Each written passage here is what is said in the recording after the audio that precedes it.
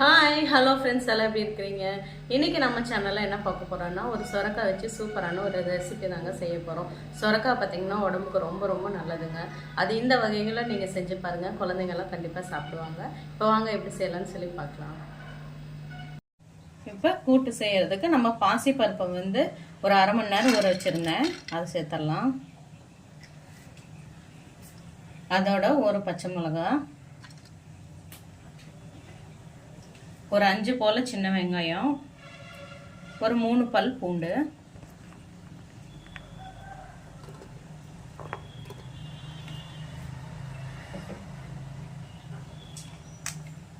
அதோட நம்ம கட் பண்ணி வச்சிருக்கிற காயை சேர்த்துடலாம்.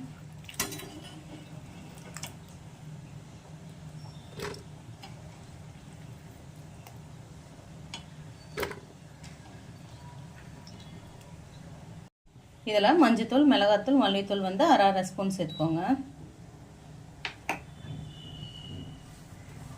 தேவையான உப்பு சேர்த்துக்கலாம்.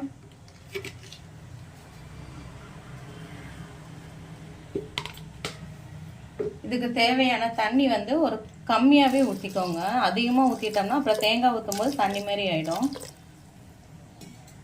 இப்போ மூடி வச்சு 2 விசில் விட்டு எடுத்துக்கலாம். அது வேகிற நேரத்தில் நம்ம தேங்காய் அரைச்சிக்கலாம். ஒரு 3 பத்தை தேங்காய் போட்டுக்கலாம். அதோட ஒரு 2 சின்ன வெங்காயம் போல் போட்டுக்கோங்க. 2 பச்சை மிளகாய், ஒரு அரை ஸ்பூன் அளவுக்கு ஜீரகம் சேர்த்துடலாம். அதோட கொஞ்சமாக கொத்தமல்லி இலை போட்டு இதை நம்ம குறைப்பாக அரைச்சி எடுத்துட்டு வந்துடலாம். இப்போ வெந்ததை நான் இன்னொரு பாத்திரத்தில் சேர்த்துக்கிறேன். பாருங்க, காய் பருப்பு இதெல்லாம் கரெக்டாக வெந்து வந்துருச்சு. இப்போ நம்ம அரைச்சி வச்சிருக்க தேங்காயை நம்ம இதை சேர்த்துடலாம். பாருங்க, இந்த மாதிரி குறைப்பாக அரைச்சிருந்தா கரெக்டாக இருக்கும்.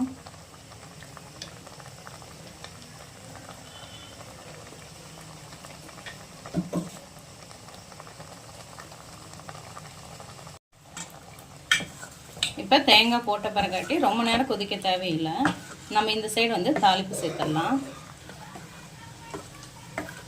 பாருங்க, இந்த மாதிரி அளவு கரெக்டாக இருக்கணும். இல்லை உங்களுக்கு தண்ணியாட்ட வேணும்னாலும் நீங்கள் இன்னும் கொஞ்சம் தண்ணி ஊற்றி நீங்கள் இது பண்ணிக்கலாம்.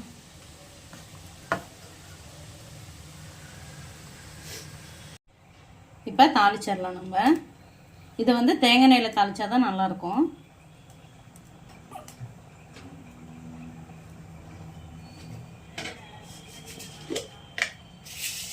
கடுகு சேர்த்தலாம்.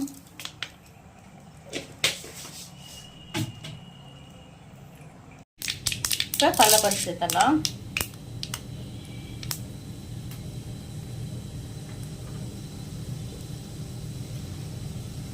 அதோட ஒரு 2 சின்ன வெங்காயம், ஒரு 2 பல் பூண்டு,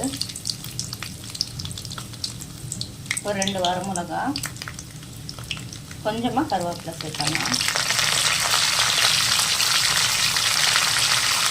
பெருங்காயத்தை சேர்க்கலாம்.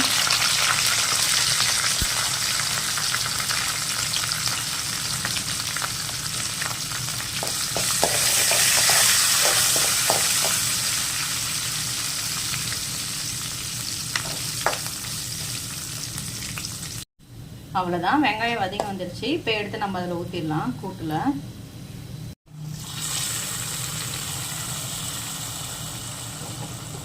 அவ்வளோதாங்க, சூப்பரான கூட்டு ரெடி ஆயிடுச்சு.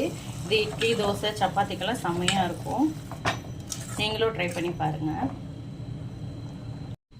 அவ்வளோதாங்க, சூப்பராக கூட்டு ரெடி ஆயிடுச்சு.